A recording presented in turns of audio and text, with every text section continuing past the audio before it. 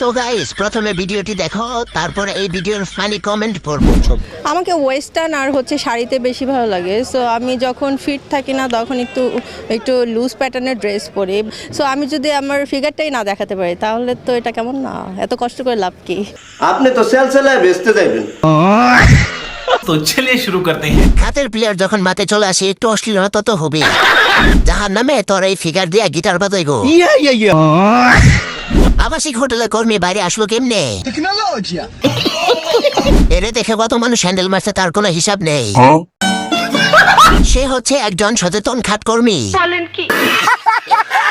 যে মেয়েটা আমার রেজাল্টটা পাবলিক করছে সে মেয়ে তো মানে আমার পিছে পড়ে থাকে। ওয়াও ম্যান, তোমার জন্য আমার তালি দেওয়া উচিত যে তুমি আমার এত বড় ভক্ত যে তুমি আমার রেজাল্টটা পর্যন্ত বের করে কি করছো, 2টা লাইক ফলোয়ার্স পাওয়ার জন্য কি পাবলিক করে দিছো। अच्छा এটা সত্যি কথা, নিজের মুখে বলতেছি, প্রাউডলি বলবো যে আমি 2 সাবজেক্টে ফেল করছি। পরীক্ষায় ফেল করেছেন কোনো সমস্যা নাই, আমি রিক্সা চালাই, আমি আপনাকে বিয়ে করতে রাজি। মিম ডিম ডান্ডা সঞ্জিতা পাইছে আন্ডা। পড়াশোনা করার দরকার নাই, মা মেয়ে খালি টিকটক করবেন। জীবনে এই প্রথম দেখলাম কেউ পরীক্ষায় ফেল করে এতটা হাসি খুশি।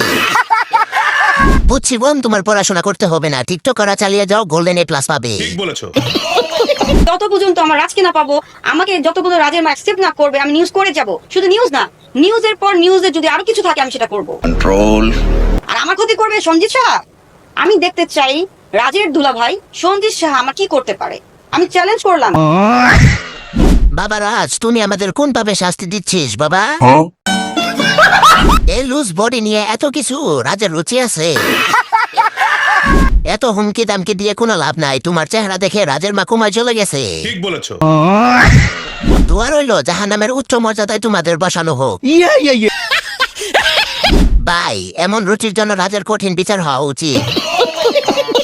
এ তো পাগল, এর যে ইন্টারভিউ নেয় সেও পাগল। ক্যামেরাম্যান ভাইরা কেউ ওরে একটু বিয়া করে থামান, আর ভালো লাগতেছে না। মেহেদি শুভ ভাইয়া, আপনি কত টাকার মালিক, কতটা রিচ ম্যান বাংলাদেশে? ভাইয়া এই মেহেদি শুভ ভাইয়া কত টাকার মালিক এটা দেখতে হলে যে বুঝতে হবে যে লাইলাপুর মতো ব্যক্তি আমার পাশে চুপ করে বসে আছে, এটাই তো আমার লেভেল। আর এই যে মেকআপ যে করছে না, এই মেকআপ গুলো কিন্তু প্রায় 2 থেকে 2.5 লাখ টাকা দিয়ে আমি গিফট করছি। ইউকে থেকে আনছি, ইউএস থেকে আনছি, আফ্রিকা থেকে আনা। কচিগুলো সব লাইলার, বুড়াগুলো সব আমাদের। আন্টিকে আপু বলো, এটাই তোমার লেভেল। সবাই খাইয়া শেষ, এখন আপনি খাবেন। এই বেডির কি এমন আছে যে সব ছেলেরা পাগল হয়ে যায়? মেয়েদের কপালে ছেলে জুটে না, কারণ লাইলা আপা সব নিয়ে গেছে। ঠিক বলেছো।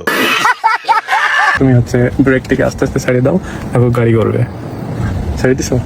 এখন হচ্ছে অ্যাক্সেলারেটর পা দাও। ঘোরাও, এদিকে ঘোরাও, একটু সামনে দিয়ে ঘুরে। হ্যাঁ ঘোরাও, তোমার যেমন ভাবে মন চায় চলো। আয়েস আরাম আর কিচ্ছু লিখে না, চোদন আর খাওন আর কিচ্ছু না। মনে সুখে গাড়ি চালাবো, ধীরে ধীরে আস্তে আস্তে হরেন বাজাবো, পক পক। The bluetooth device is successfully connected. টুনটুনির উপর বসে টুনির প্রশিক্ষণ চলতেছে। ভাই, নিচের গিয়ার কি ভিতরে ঢুকায় রাখছেন? প্যান্টের চেন খুলে মনেটা জায়গা মতো ঢুকাই এলো। ট্রেনিং কম, হানিমুন হচ্ছে বেশি। ঠিক বলেছো।